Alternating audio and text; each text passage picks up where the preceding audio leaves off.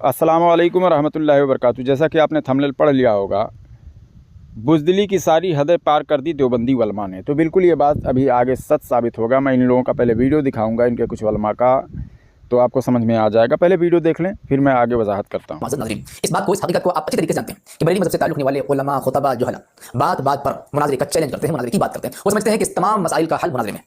दरअसल ये मुनाज़रे का चैलेंज देकर के सोचते हैं कि इनकी वाहवाही हो जाएगी, इनकी पब्लिसिटी बढ़ जाएगी, अवाम में मकबूल हो जाएंगे, इनके नजराने बढ़ जाएंगे। यही इनका मकसद होता है।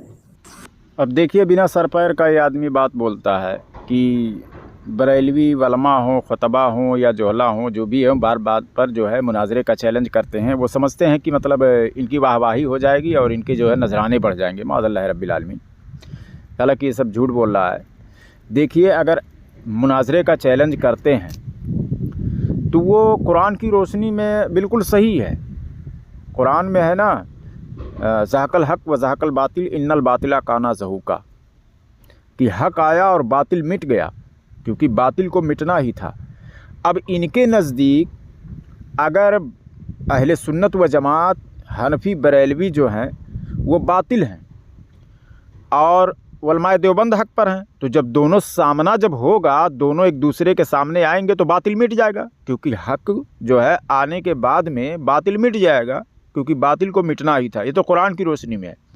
अरे भाई, आएगा बातिल तब ना, हक़ के सामने बातिल आएगा या बातिल हक़ के सामने आएगा, तभी तो बातिल मिटेगा। दोनों में से एक तो मिटेगा और वो भी बातिल ही मिटेगा। तो ये तो कुरान की रोशनी में है कि हक़ आया और बातिल मिट गया, क्योंकि बातिल वहाँ रहना चाहिए, तो बातिल मिट गया और बातिल को मिटना ही था। ये तो कुरान की रोशनी में है। क्या आप इस पर अमल नहीं करेंगे? क्या आप अमल करेंगे भी नहीं? क्यों? क्योंकि आपके वलमा का कौल आपके लिए हुज्जत है, क्योंकि उन्हें भी बुज़दिली दिखानी है। और वो कैसी बुज़दिली दिखानी है, आगे वीडियो में सुन लें इनके। हमारे बुजुर्गों की तरफ से ये बात कही जा रही है कि हालात का तकाजा ये है कि मुनाजरा न किया जाए। ठीक है, हर कोई दिफा के तौर पर अपने अपने तरीके से काम करे। लेकिन अगर किसी को मुनाजरे का ज़्यादा ही शौक चढ़ा हुआ है, मुनाजरे का भूत सवार हो चुका है, तो उसके लिए इस दौर का बेहतरीन ऑप्शन ये है कि ऑनलाइन मुनाजरा किया जाए। क्यों? पहले के दौर में इंटरनेट नहीं था, सोशल मीडिया का दौर नहीं था, तो जिस इलाके में मुनाजरा हुआ करता था, लोग वहीं के हाजिर हुआ करते थे और मुनाजरा सुनकर चले जाया करते थे। बाज़ मरतबा दंगा भी हुआ, फसाद भी हुआ, इल्ज़ाम लगा दिया कि फलां जो है इस्तिंजा के बहाने, कोई किसी के बहाने से भाग गया, या लोग आवाम आपस में भिड़ गई और इनको भागने का मौका मिल गया। कई मरतबा तो हमारे अकाबरीन पर हमले की कोशिश की गई। जी हाँ, इसलिए इस वक्त बेहतरीन मौका ये है कि ऑनलाइन मुनाजरा किया जाए। अब ये जनाब कह रहे हैं कि हमारे बुज़ुर्गों की तरफ से कहा जा रहा है कि हालात का तकाजा ये है कि मुनाजरा ना किया जाए। अरे मुनाजरा करते ही कहाँ थे तुम? तो भाग रहे हो। जब से तुम्हारे अशरफ अली थानवी पैदा हुए तब से तुम्हारी पूरी जमात ही भाग रही है। मुनाजरा कब कर रहे थे कि जो ना किया जाए? ना किया जाए नहीं, इसलिए ना किया जाए कि आजकल सोशल मीडिया पर जो है पूरी दुनिया के पास वो बात पहुंच जा रही है, इसलिए मुनाजरा ही मत करो। समझ गए?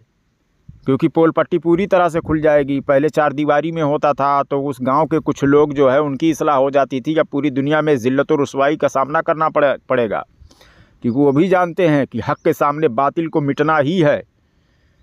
तो बातिल तुम हो, तुम्हारी पूरी जमात बातिल है।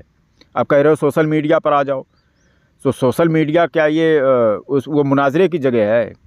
और रही बात तुम्हारे वलमा पर जो बोल रहे हो हमले किए गए बाज़ मरतबा, ये तो सरासर झूठ है। और दूसरी बात, अगर ऐसा भी है तो दोनों तरफ से बात हुई होगी।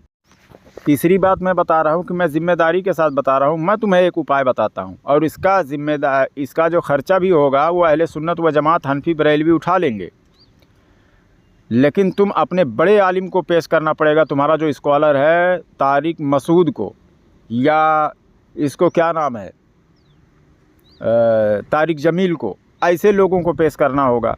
दूसरी बात मैं उपाय बता देता हूं कि ऐसा हो जाएगा कि झगड़ा होने का कोई चांस ही नहीं रह जाएगा, क्योंकि दोनों जन के लिए पिंजड़ा बनवा दिया जाएगा बहुत बड़ा बड़ा, कि इसमें सारे लोग उसमें कैद हो जाए, सलाखों की तरह, जेल की तरह, कि आवाज़ बाहर आए, एक दूसरे को भी देख सकेंगे लेकिन निकल नहीं सकेंगे, क्योंकि बाहर से लॉक लगा रहेगा। आमने सामने इस तरह से बनवा के मैदान में बैठवा देते हैं, झगड़ा ही नहीं होगा। एक जमात को छोड़कर भगा दिया जाएगा, फिर दूसरी जमात को फिर खोल कर जाने दिया जाएगा जब मुनाजरा हो जाएगा।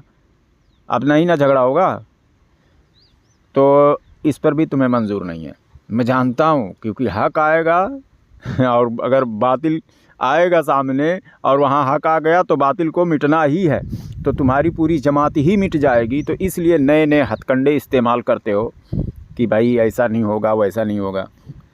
और रही बात अगर मुनाजरा नहीं करना चाहिए, मुनाजरा नहीं हो सकता, तो फिर तुम्हारे लोग, तुम्हारा मौलवी एक ज़बान कोई दूसरे फ़िरके का, अहले सुन्नत व जमात हनफी बरेलवी को छोड़कर दूसरे फ़िरके वाले के पीछे क्यों पड़ जाते हैं? जैसे कोई, जैसे अली मिर्ज़ा इंजीनियर ने कुछ तारिक मसूद के बारे में बोला, वो उसके एकेडमी में 48 घंटा पहले पहुंच गया उसके इलाके में, वो भी 22 घंटे का सफ़र करके पहुंच गया। वीडियो दिखा देता हूं, देख लो। 48 घंटे मुझे जेहलम में आए हुए मुकम्मल हो चुके हैं, बल्कि इससे भी ज़्यादा। और मैंने 48 घंटे पहले ये रिकॉर्ड करवाया था कि मैं स्पेशल कराची से जेहलम आया हूँ। और आपको पता है जेहलम कराची से 20-22 घंटे का सफ़र है, वो काफ़ी। अब ये जनाब वहाँ पर तो बात करने के लिए पहुँच गए, क्योंकि उसने थोड़ा सा हुंकार ही सिर्फ भरी थी, पूरी तरह से चैलेंज भी नहीं किया था, और ये वहाँ पर पहुँच गए।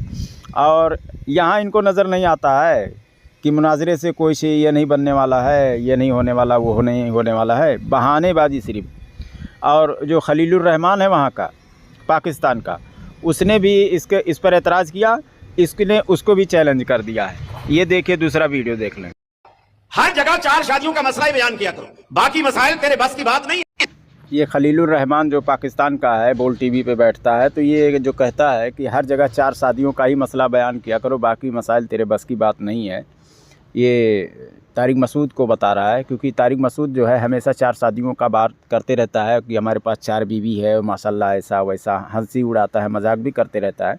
हालांकि छिछोरापन उसके अंदर है, वो बिल्कुल सही कह रहा है।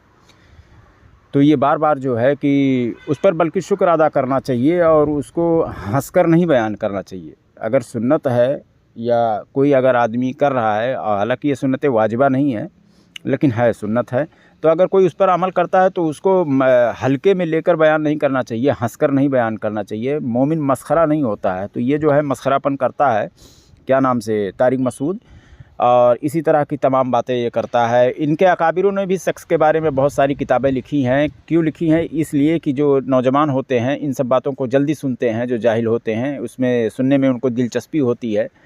तो इनके अकाबिरों ने तो अपनी किताबों में लिख डाला।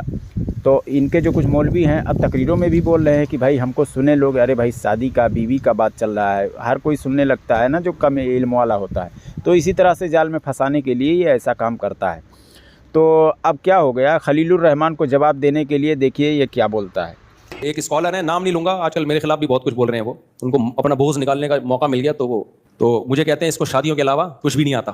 कभी आप मिलें, इंशाल्लाह हम आपसे कुछ सवालात करेंगे तो आपको पता चलेगा कि हमें शादियों के अलावा और क्या क्या आता है। कभी आप आ जाएं या ऑनलाइन आ जाएं यूट्यूब पे। तो बात समझ में आ गई। अब एक स्कॉलर है, मैं उनका नाम नहीं लूँगा, कह रहा है कि कभी आ जाए खुशबू लगा के, या ऑनलाइन ही आ जाए, यूट्यूब पर ही आ जाए, मतलब दोनों तरीके से ये राज़ी है आदमी। और एक जगह अली मिर्ज़ा इंजीनियर के पास खुद पहुंच भी गया। लेकिन हमारे उलमा नाम ले लेकर कहते हैं आज सालों से, लेकिन कभी इन लोगों ने नहीं कहा कि कभी खुशबू लगा के आ जाएं या मैं आ जाऊं, और ना ही कभी आ रहे हैं। क्या बात है? ये जानते हैं कि जिस तरह से इनके सामने वो लोग कमज़ोर है, इसी तरह से अहले सुन्नत व जमात हनफी बरेलियों के सामने ये लोग कमज़ोर हैं। ये लोग कभी नहीं आ सकते हैं। तो बहाने ढूंढते हैं, सिर्फ बहाना बनाओ। इनके अकाबिरों ने कह दिया कि भाई हमारे ये माहौल ठीक नहीं है, जो ऐसा है वैसा है दुनिया भर का। अब कैसा भी गढ़ना ही पड़ेगा जान छुड़ाने के लिए, क्योंकि जो अहले सुन्नत के उलमा हैं वो इनको बारहा चैलेंज कर रहे हैं डंके की चोट पर। लेकिन इनके खून में जो है हलाली कतरा ही नहीं मौजूद है, इसलिए ये बहाने अब सिर्फ बनाएंगे।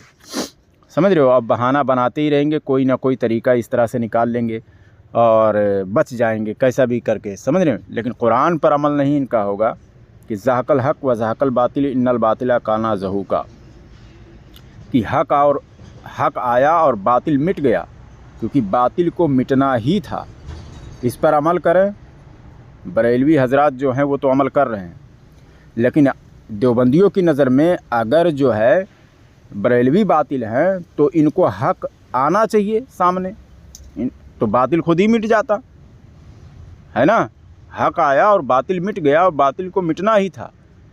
लेकिन ये हक़ आया, कब ये आएंगे? अगर यही हक़ है तो हक़ कब आएगा? नहीं आ रहा है, सामने ही नहीं आ रहा है।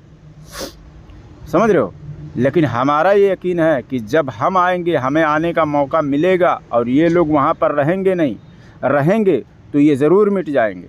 इनकी पूरी ज़ुर्रियत ही मिट जाएगी। देवबंदियत से सारे लोग तौबा कर लेंगे। क्योंकि बातिल को मिटना ही था, बातिल को मिटना ही है। लेकिन वो क्या होता है कि सामना जब होता ही नहीं है तो मिटेगा कैसे, लेकिन आएगा तब मिटेगा ना। तो इसी से ये लोग जान छुड़ा रहे हैं। अब इनके अकाबिरों ने कह दिया, कुरान ने क्या कहा उस पर इनको ये नहीं है, समझ रहे हो, ये गौर फिक्र उस पर नहीं करेंगे, उस पर अमल नहीं करेंगे। इनके अकाबिरों ने कहा माहौल ठीक नहीं है, जो ये ठीक नहीं है वो ठीक नहीं है। लेकिन तबलीगी जमात आज लाखों लाख के तादाद में जमात निकाल रहे हैं, खून खराबा हो रहा है, लड़ाई हो रहा है, मस्जिदों से एक दूसरे को निकाल रहे हैं, मस्जिदों में मारा मारी कर रहे हैं। वहाँ पर ये नहीं, लोग नहीं कहते हैं कि तबलीगी जमात मत निकालो और फितना फसाद होगा। वीडियो अगर आपको अच्छी लगी हो तो माशाअल्लाह सुभान अल्लाह ज़रूर लिखें, शेयर करें। अस्सलाम वालेकुम रहमतुल्लाहि व बरकातुहू।